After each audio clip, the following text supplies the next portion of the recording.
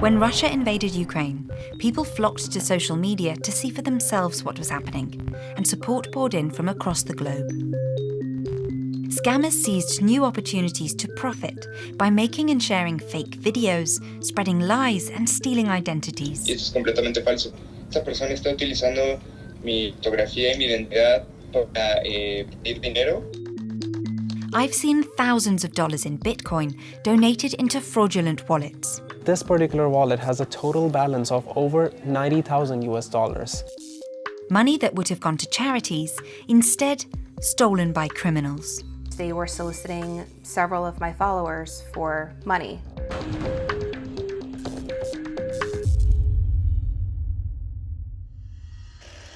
As Russian tanks rolled into Ukraine, President Zelensky vowed to stay and fight.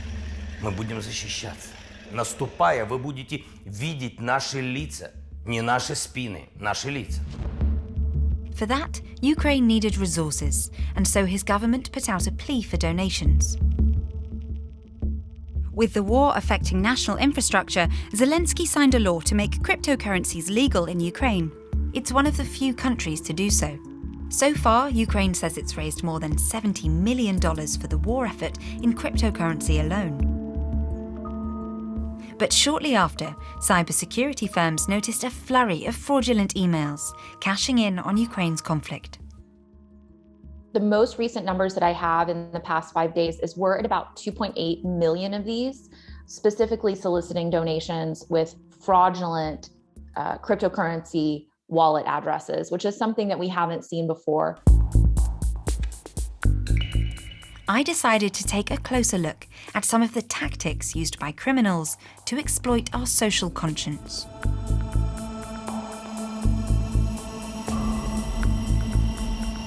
Somebody's capitalizing on this, and I had a feeling people would fall for this, and people are falling for this. It's just a pattern we are seeing. Ax is a cybersecurity researcher based in London, and he's been receiving emails asking for donations for Ukraine on a daily basis. Mainly what scammers try to do is they'll try to appeal to your emotions. That's one of the tactics we have seen, especially in this kind of scams, that including photos of women and children during the war and soldiers. It's almost like if you click delete, you may feel an ounce of guilt. He sent me some of the emails he had received. One claimed to be a plea for help from the director of a bombed children's hospital in Kharkiv, a village in western Ukraine. I'm writing to you on behalf of Posmekhnись Children's Clinic here in Kharkiv, which was destroyed as a result of the Russian invasion. We're seeking assistance to help care and relocate the children and other staff. This help can be received in form of transfer or can be converted to cryptocurrency.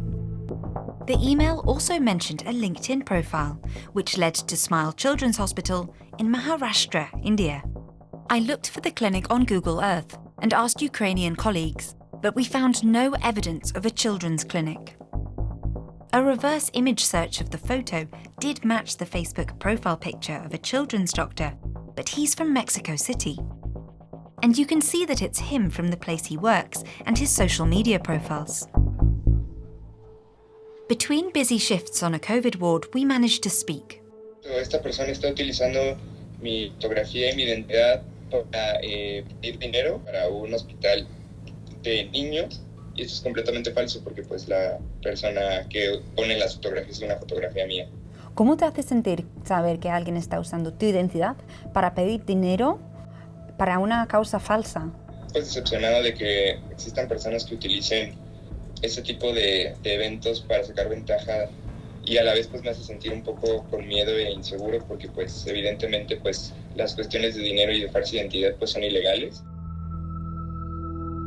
Beyond reporting the fake profiles, there's not much that victims of identity theft can do.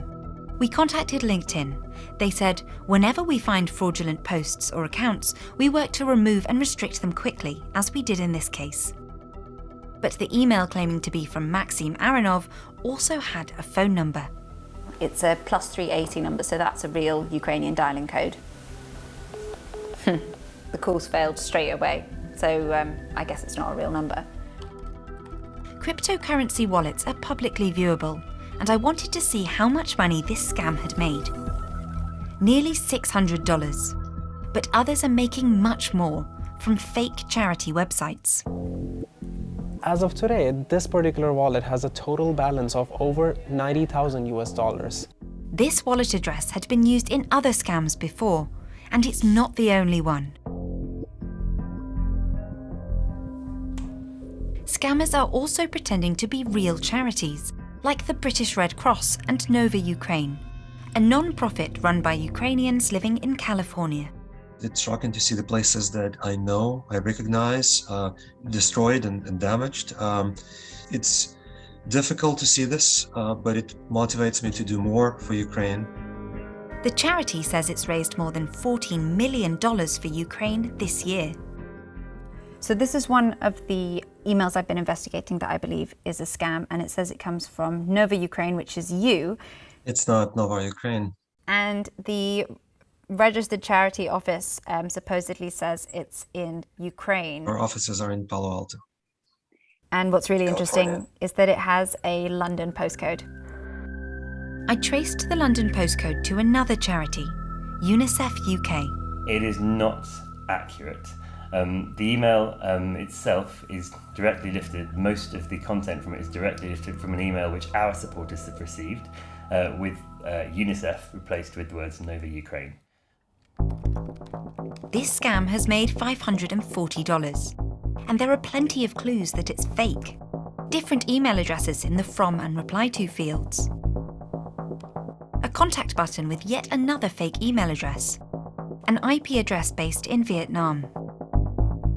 What's your message for the people behind this scam? It would just be stop. You have to stop it. People really, really need funds right now to stay alive and to get to safety. I emailed all the scammers behind the emails I'd seen. Not one of them got back to me.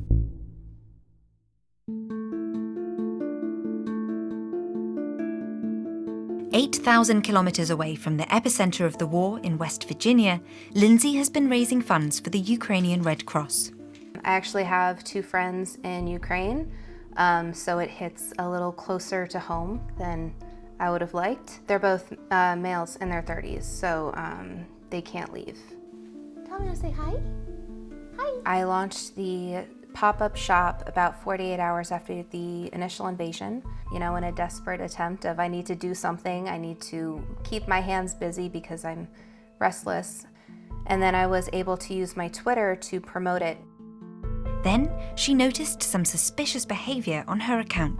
I noticed that it was someone who had copied my profile picture and my header and started tweeting like me, and they were soliciting several of my followers for money. Lindsay's is one of a number of Twitter accounts that have been hacked or cloned by scammers.